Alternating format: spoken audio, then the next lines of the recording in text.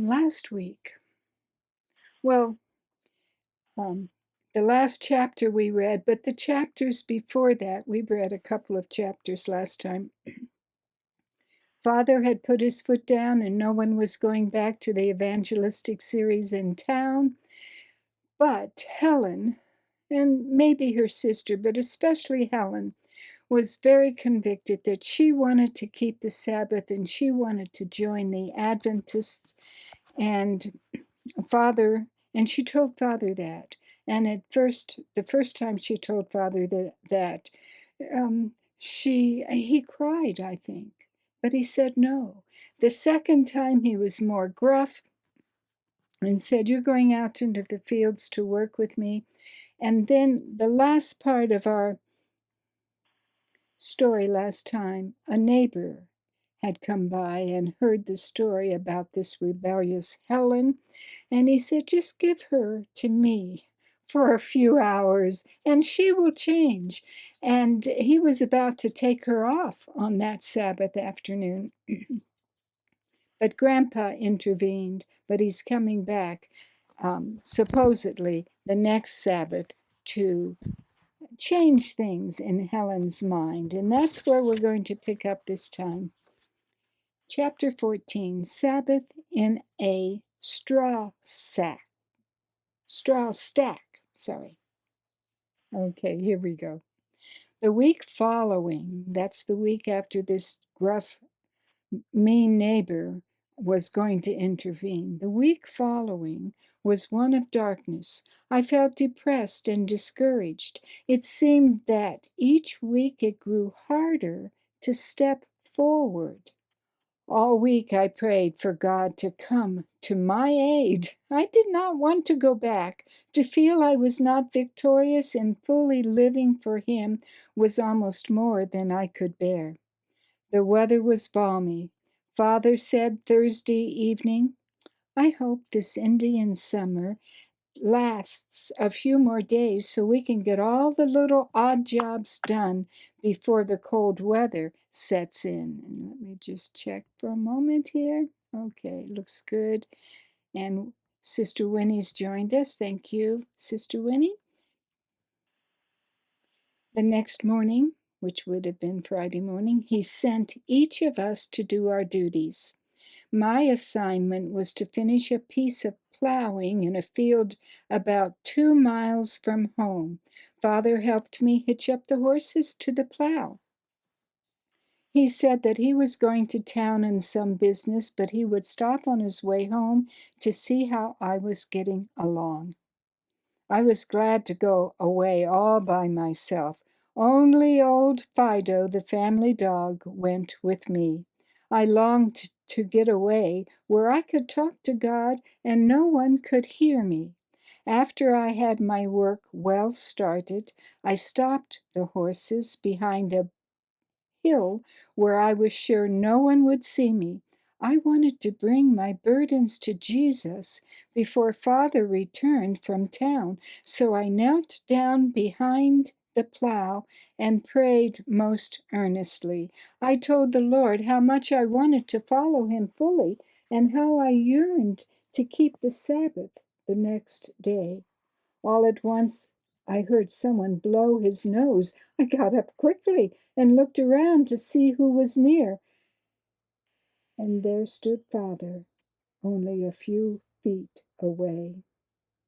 He evidently had heard my petition, for his eyes were filled with tears. He said nothing, but turned and walked back to his team and started toward town. At noon I did not eat the lunch I had brought with me, for I was not hungry. After the horses had rested and finished their oats, I started my work again. Dark clouds began to come up in the northwest, and a bitterly cold wind blew strong. By 3:30 it began to snow. I finished my field at 4 o'clock and got home before sundown. Father met me in the yard when I drove in and asked why I'd come home so early. I told him I had finished the field. He was pleased, and as he saw I was cold, He said he would take care of the horses, so I went into the house. I was chilled through and very tired. I went to bed as soon as the chores were done. The burning desire to go forward in what I knew to be right, and the dread and fear of what would happen again in the morning, would not allow me to sleep. When Katie came into our room, I said to her, "Let's start together in the morning. It will be much easier, and maybe we shall win if we ask Father together to let us keep God's commandments." Katie said, "No, I'm afraid. If you go ahead, you go alone." And then she went to bed and was soon sound asleep. It looked as if I had to go alone. How much I wanted to put my arms around my father and mother and tell them I did not want to cause them any pain. I only wanted to obey my Lord and keep his commandments. However, I knew the minute I mentioned the commandments, their hearts would be closed to me again. As I reasoned thus, I heard Father wind up the alarm clock, and soon everyone was sound asleep but me. I prayed in silence for some time. It seemed my heart was so burdened it would burst, and I could not keep from crying. I put my head under the covers and the pillow over my face, for I did not want anyone to know I was struggling in a dark valley. But in spite of all my muffling, Katie heard me. She began to admonish me. "You might as well give up your desires until you're older. For I see it is impossible to live now what we have heard. You had better stop worrying about it." Brother Leonard, I've been saying Leonhard, but I think it's just an odd way of spelling Leonard, so I'm going to say Leonard. Brother Leonard slept in the adjoining room and was awakened by our whispers, so he tiptoed in to see what was wrong. He said, "Helen, I want to be a Christian too, but it is impossible to keep the Sabbath, so let's forget it for a while." "Please don't say another word about the Sabbath. I know Father will drive you away from home if you do. Where will you go then? You will not get any money, and everyone will hate you." Sorry. Yes, I knew all that. I loved my parents and my brothers and sisters and my grandfather. How could I leave them? The more I thought about it, the bigger the lump became in my throat.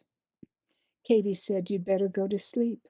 Dismiss these thoughts from your mind. Then all will be bright again." Soon we heard someone come up the stairs. "Shh, shh." Katie drew the covers over her head. Leonard quickly jumped into his bed. A match lighted the candle at the head of the stairs. It was Mother. She had heard our whispering and had come up quietly to see what was going on. She came straight to my bed. She thought I might be sick because I'd gone to bed without supper. I said, "No, Mother, I'm not sick. I'm only praying to God for his help, for the way ahead seems so dark." She put her hand on my head and said, "You're too young to take life so seriously. Do you know that tomorrow is your birthday? You will be 18 years old. I know the cross you want to take upon you is too heavy for your young shoulders. Cheer up. Quit thinking about it. Go to sleep." She blew out the candle and quietly went downstairs. Father was sound asleep. When I was left alone again, I could plainly see that I must needs go home by the way of the cross. There's no other way but this. I shall ne'er get sight of the gates of light, if the way of the cross I miss. My decision was made. I had surrendered all. Now I had peace, and I fell asleep. I rested well for some time. All at once I was awakened by a terrible fear. I was trembling from head to foot. I had dreamed that our rough neighbor had arrived and was choking me. He kept saying, "I will see to it that you will not keep the Sabbath." And I trembled for some minutes, for even though I knew it was only a dream, I worried. I thought perhaps this is what he plans to do if he keeps his word and comes over in the morning. I prayed God to give me strength to bear with patience whatever that morning should bring. The thought then came to me to get away early before the neighbor should arrive. Just then the alarm went off. It was still dark and the night had swiftly passed. The wind was up and the snow was falling. Soon father called, "Time to get up." Everyone hurried from bed and got to work. After all were outside, I put on my coat, took my Bible and a copy of the Review and Herald under my arm, put my watch in my coat pocket, and went down to Mother's bedroom. We have the wings of cheer out there. That's a red-winged blackbird. But going on. She was still in bed. I said, "Mother, I'm going to keep Sabbath today. In order to avoid trouble, I'm going to leave while it is still dark. I'm going where I can spend the Sabbath quietly. I shall be back after the Sabbath closes." "Surely the evil one is leading you," Mother said, and I said, "Goodbye," and went out into the dark, stormy night. I walked about a mile to one of our haystacks, thinking I could bury myself in it to keep warm. But no matter how hard I tried, I could not dig into it.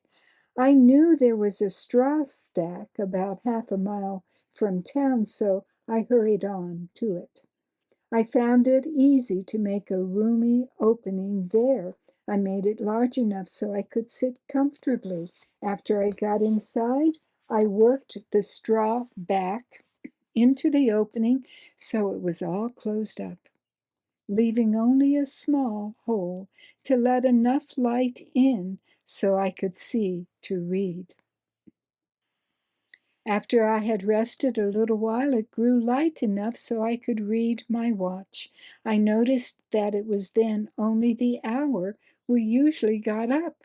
I could not figure out why Father had gotten us up so early.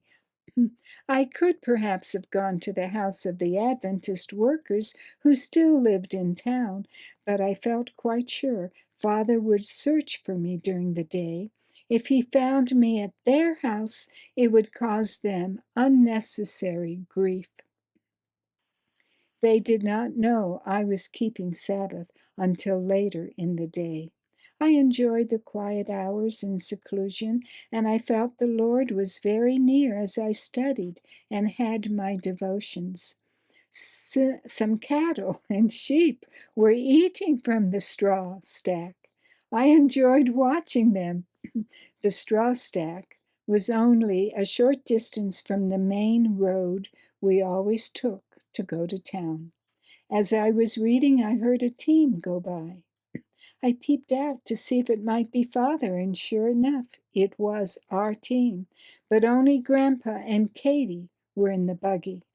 Father had sent them to the house of these workers to fetch me home if I were there. When told I was not there, they returned home. Father did not believe the story. He thought the minister and his wife were hiding me in their home, so he sent Grandpa and Katie back. He asked Grandpa to search the house. These good folk were so surprised to see Grandpa and Katie again. They said, "You may search the house if you don't believe us." Katie and Grandpa knew these people would not lie to them, so they drove home again. I saw them go by each time. Knowing what it meant, I stayed quietly in my hiding place. Since I knew there was to be a meeting that night in the hall, I stayed in seclusion until after darkness set in. Then I crawled out, shook the straw from my hair and clothes, and went to the service. There was no one at the hall when I arrived except the minister and his assistant. They were glad to see me. After talking a bit about the experience of the day, we had a season of prayer. As we arose from our knees, I heard someone enter. I did not dare to look to see who was coming for fear it might be Father. I heard the footsteps coming up behind me. So I closed my eyes and took a deep breath to brace myself. Excuse me. But let's go on, see what happens. These footsteps were coming up right behind her. I looked up, and to my happy surprise, it was Katie. I clasped her hand in mine. We greatly enjoyed the short but comforting Bible study on the reward of the overcomer. After the benediction, Katie had said to me, "You'd better be prepared for the crisis." My friends looked at me and said, "We will pray for you. Be of good courage." On our way home, Katie told me that the neighbor was on hand bright and early Sabbath morning, and he was so angry when he saw he was defeated that he almost ran back home. I asked her, "Do you know why Father got us up so early?" She said, "He was surprised himself because it was dark so long. After looking at his watch, he said the hands must have caught somehow when he set the alarm, with the result that it rang 2 hours early." "Katie," I said, "I believe God's hand was in this to provide a way of escape from this harsh neighbor and the persecution I would have had to endure on Sabbath."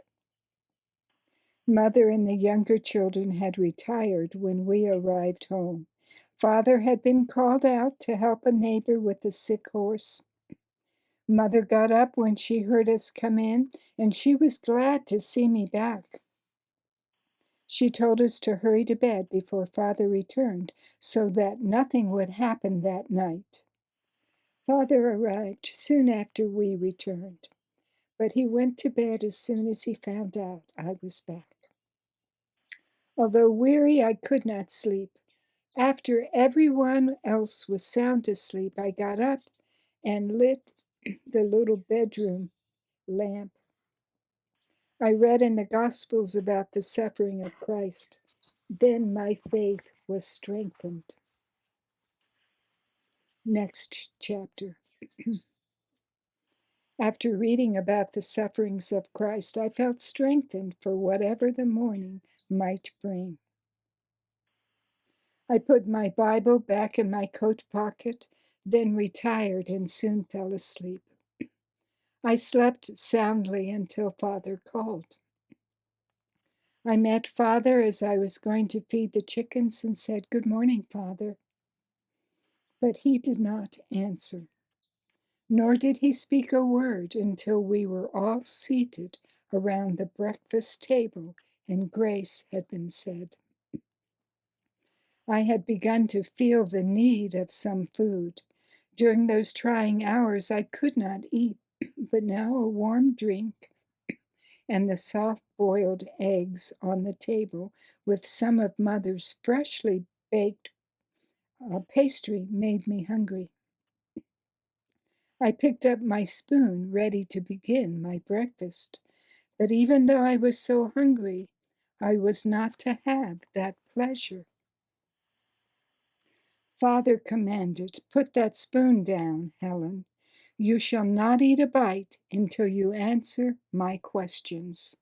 I put the spoon down, and for a moment I thought I would faint. It seemed I could not stand further strain. I buried my face in my hands for a moment and asked God for strength to bear the coming moments, and for wisdom to answer Father's questions.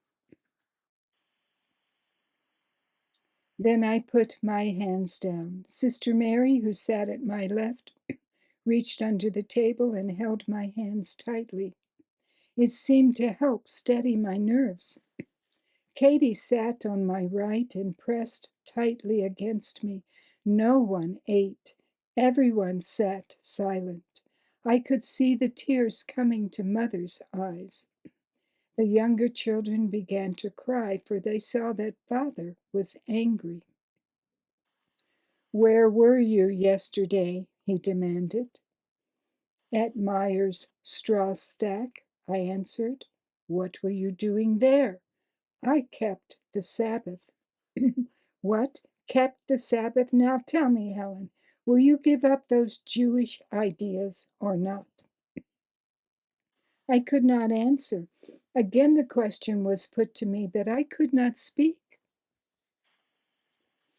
In desperation, Father said, "Now I'm going to ask the question once more. This time I demand an answer.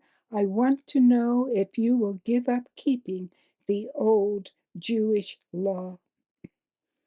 Through tears, I looked into poor Father's angry face and said, "Father, how can I give up when what God asks of me? I've given up worldly pleasures and I've given my life to God. Now I want to obey Him." So sorry. Father jumped up and, oh dear, Father jumped up and came for me. I stood up, for I feared what was coming. He seized my hair with one hand, and with the other he took hold of my right arm. In a moment he had me through the door and out on the porch. He tore my right sleeve completely out. Then he began to beat on my head with his fist. I felt no pain, but I soon fell unconscious. When I came to, I could hear Mother and the rest of the family sobbing, but I could not move my body. Grandpa, hearing the commotion, remember Grandpa lived in a house nearby, hearing the commotion out of his house, he hurried. When he saw what was going on, he rushed over and wanted to help me. Mother and the rest did not dare to touch me, for Father stood right over me. I heard Grandpa say to Father, "I'm surprised at you, a man who professes to be a Christian, to treat your child like that. I've heard of folks treating their dogs cruelly, but I have never seen a parent treat his child this way." "You keep out of this," Father angrily commanded. Grandpa stepped back, but Father followed him and began to argue, and good old Fido began to lick my face. Upon feeling his warm tongue, I came to fully, got up, and headed for the barn. I felt the need of reaching a place where I could lie down. As soon as I'd crawled up into the hayloft and lain down on the hay, all went blank. Suddenly I heard my little brother, Ronald, say, "Sister, you had better get away. Father said he would throw you down if he found you up here. He says you cannot stay here because you have become a Jew." He was crying as he hurried away, for he feared Father would whip him if he found him with me. In a moment I heard Father coming toward the barn, so I jumped down about 10 feet from the south hayloft door. I ran to the creek, which flowed right past the southeast end of the barn, and crawled along under the weeds for a little way until I was out of sight. I started for a large dam we had about a quarter of a mile south of the farm. Fido seemed to understand that I was in serious trouble, for he kept close to my heels all the way. When I got behind the dam, I sat down and tried to think of all that had taken place. I was cold, penniless, and homeless. I looked at the sun as it came up from behind the hills. It seemed to shine differently from the way it had before. What should I do now? I asked myself. My dress is torn. I have no coat, nor anything to put on my head to cover my tousled hair. Where shall I go? The sky was clear, but a cold northwest wind was blowing. As I walked far enough up the hill, I could just get a glimpse of home once more. I wept bitterly. For a time it seemed that I could not bear the thought of leaving all my loved ones. I might never see them again. As I was thus battling with myself, I heard a little weeping voice. I looked up and listened. Fido, with his keen ears, heard the voice and started toward the creek. A moment later, he came up the hill toward me, and behind him followed my little brother, Eugene. I ran over and took him into my arms, and we cried together for a while. I did not want to go back home, he sobbed. I want to go with you, Helen. Of course, I could not take him along, neither could I keep old Fido. The only way I could get Eugene to go back home was to send him on an errand. Listen, Eugene, I pleaded, I'm cold. Will you go home and tell Katie I need my coat and cap? Fido will go with you. Fido did not want to go either, but I said, Fido, you take Eugene home. He put his tail between his legs, and started toward home with Eugene following. Father was standing by the well when Brother entered the yard. The little fellow was so anxious to get the coat to me that he called out when he saw Father, Sister is cold, she wants her coat. She can't have anything from this place until she quits being a Jew, Father growled. I can't put the sound effects in, I'm sorry. And started for the house. Katie happened to hear what was said, so she ran upstairs and quickly threw my coat and cap out the back window. She feared Father might lock the wardrobe. One of my little brothers was still standing behind the house crying about what was happening. Noticing him, Katie said, Edward, take the coat and cap and run along the creek until you find Helen. Give them to her, then hurry back the same way you went, so Father won't see you. She had just closed the window when Father started up the stairs. He did lock the wardrobe and went down again, not knowing that my coat and cap were on their way to me.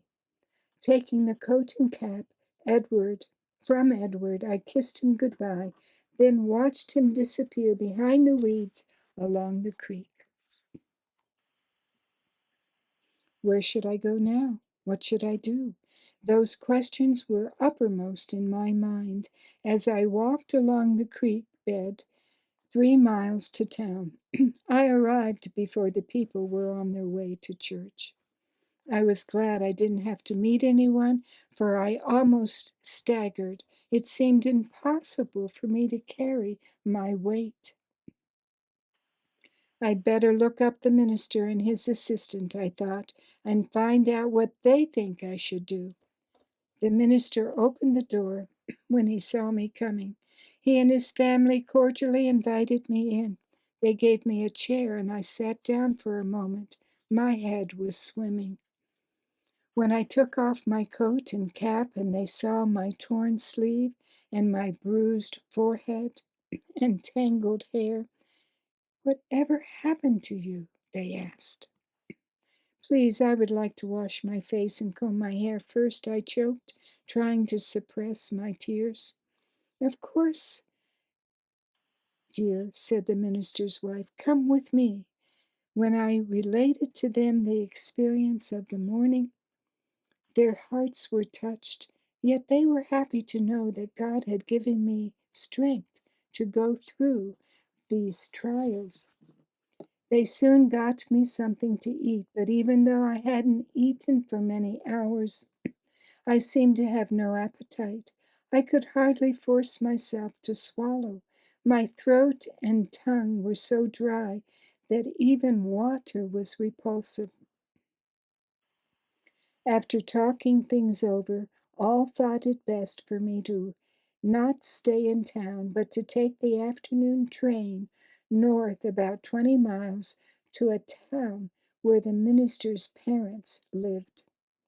They feared that other trouble would come to me if I stayed where nearly everyone had hardened his heart against Bible truth. They gave me money for my fare, and the minister's wife, pardon me, accompanied me to the station. I purchased my ticket, and then we sat down in a corner and visited while waiting for the train to arrive. All at once we were disturbed by loud laughter and talking of some folk as they entered the door. They seemed to expect friends to arrive on the incoming train.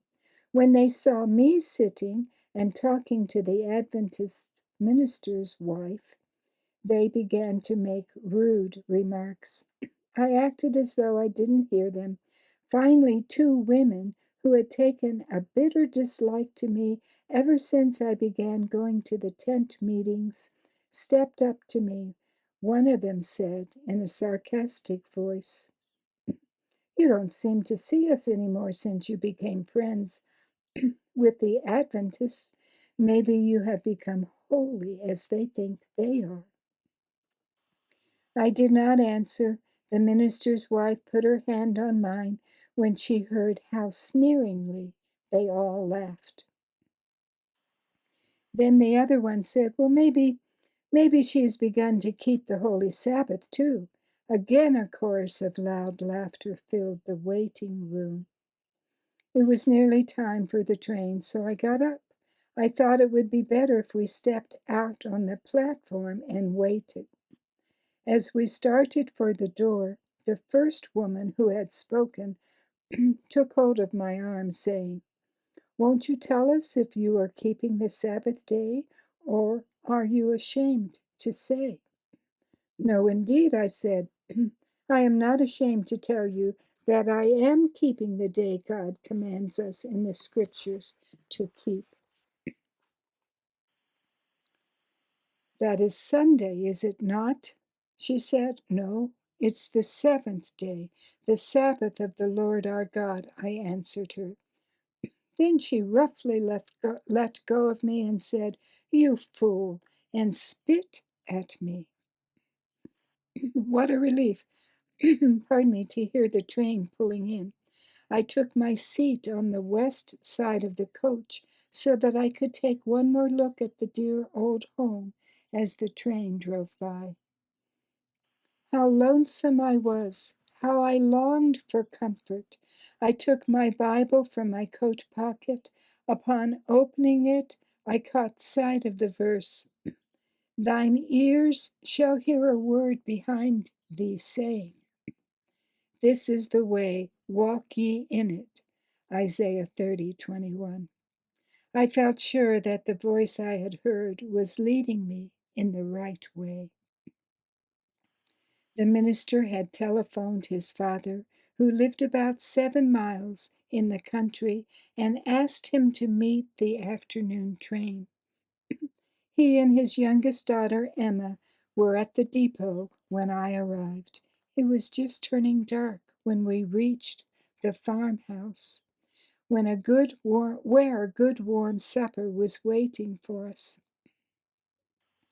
During the night, I dreamed I was in a deep dungeon. I wandered around in the dark trying to find my way out, but could not.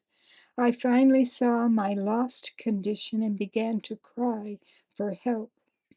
When I looked up and saw how far it was to the top, I almost became discouraged. I tried to climb up on the steep sides, but always I fell back. I had been calling for help for some time when I looked up and saw a bright figure standing at the top, looking down. I heard him say, "I will help you if you will reach up and let me take your hand." I brushed the dirt from my clothes when I looked. Oh, no, excuse me.